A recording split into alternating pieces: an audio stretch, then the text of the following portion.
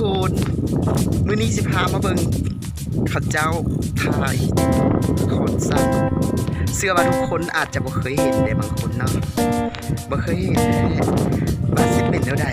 นะครับบ่ฮู้ว่าเพิ่นสิให้ถ่ายบ่ได้เฮาก็จะพยายามลักถ่ายแนวดีๆให้น้องได้เบิ่งเนาะตอนนี้กำลังปูซ่านี่นะรู้ว่าปูซ่าที่เห็นเนี่ย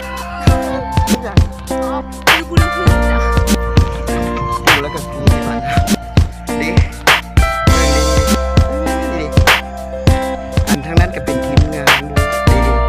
กำลังอยู่กองต้นขาสดีโอเมนกองต้นเปล่าได้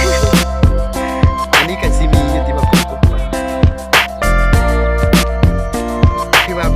บรรยากาศดีขนาดนี้นี่เห็นงัวควาย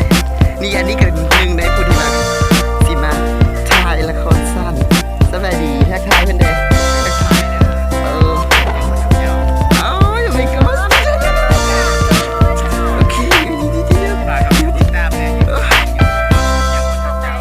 ตื่นเต้นอ่ะตัวไกลกับนักร้องตัวจริงเสียงจริงเลยนี่นะ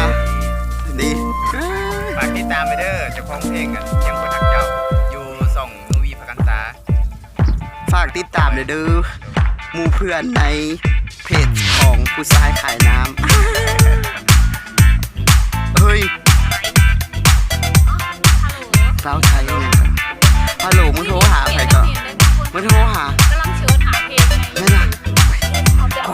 กูตื่นเต้นดีนี่นะแต่มึงก็ไป3 คนเลย3 คนไปรูปเทียบ4 คนก็ไปดีเลยอันนี้ก็อยู่กับผู้ใดลงไม้วันตลาดของเพลงยังคนทักเจ้าคนไหลคนเซ่ในเพจของนูวีพกันตาว่าในส่องนูวีพกันตาเฮ้ยได้อยู่ไกลนะค ถ้า รับ เราคอยเพลงใดที่ทำเนี่ยใหม่ๆเลยเป็นวันเนี้ย โดยไม่สดสดเอ้ย เท่ สดแล้ว โอ้หมายถึงเพลงแค่นะ เพลง เออ แต่ว่าคน คิดอย่างนี้